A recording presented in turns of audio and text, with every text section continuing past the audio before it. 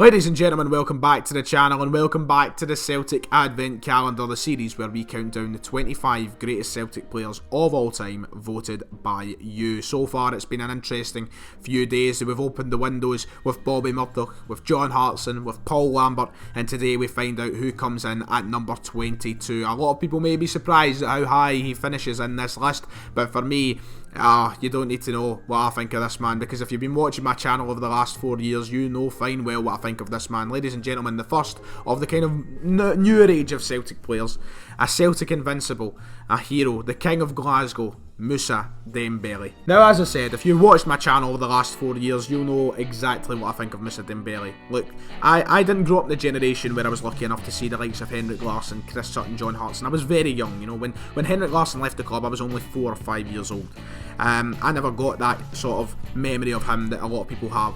Growing up since then, we've had Nakamura, we've had Scott McDonald, we've had Gary Hooper, Chris Commons, all these players in and around the park that possessed a real talent to score goals and to be technically better than a lot of the other players. But for me, in my lifetime, I don't think any come close to Moussa Dembélé, arguably my favourite Celtic player in my lifetime, and a man who will always be remembered as one of the best technical players I've seen at the club.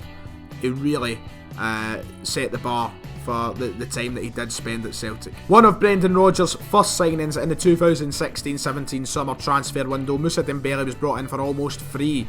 A £500,000 fee was paid to Fulham to bring him in, but it was basically a free transfer, and straight away you could see the potential in this guy. You know, he was a player who we all knew was destined from the top as just time went on. He was miles above anybody in the team, head and shoulders above anybody in the team. His technical ability that he possessed was something special. Him linking up with the likes of Scott Sinclair and Paddy Roberts and James Forrest and all those players really got the best out of him, and quite rightly he's moved on to bigger and better things because he was that good a player. You just think of big games, big moments. Moussa Dembélé was almost always there. And even though a lot of people gave that same criticism they give Edouard now, oh, he doesn't look interested, he only turns up big games, he's not bothered, he's tired, blah blah. Just Moussa Dembélé, when he did turn up, which I think was far more often than what a lot of older fans may give him credit for, was something special.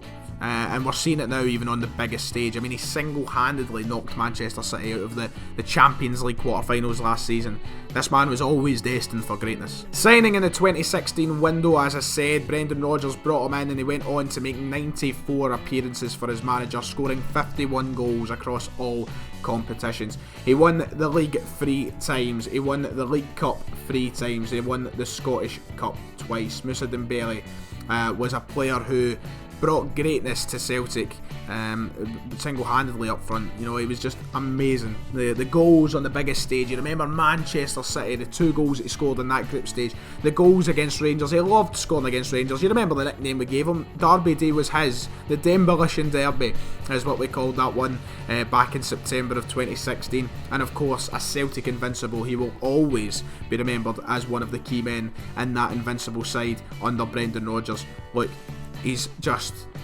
amazing, man. You just hear it in my voice talking about him. Someone who had a fantastic connection with the fans on social media, on the park.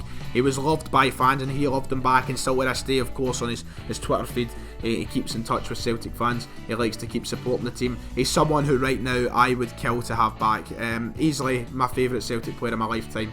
And I'm happy that he does make this list. Some people will be wondering how he's made it above the likes of your Bobby Murdochs and your John Hartsons, but for me this man was technically something special, and I'll struggle to, you know, I think Edouard is very close, and a lot of people might say Edouard does better. Apart from Edouard and Dembélé, I don't think we'll see players of that quality at Celtic for a while now. You know, they are just a step beyond everything that I think we've seen. Technically we've had some good players like Nakamura and such, but these guys just, you know, they really set the bar.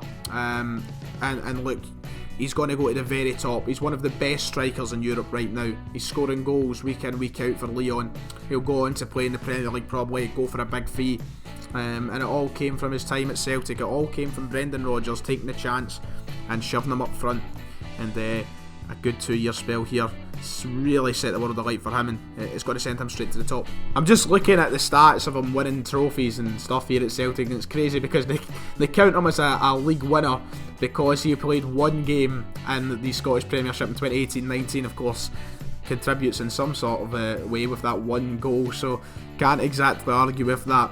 If you want to get technical about it, he pretty much only won 2 league titles, but because it's him, I'm going to gift him the 3. And that does it then. The Frenchman comes in at number 22. Is it 22? Yep, 22 for Celtic today in the all-time 25. Let me know your opinions in the comments below. Make sure to check out tomorrow when we're here with number 21. And I'll see you all next time.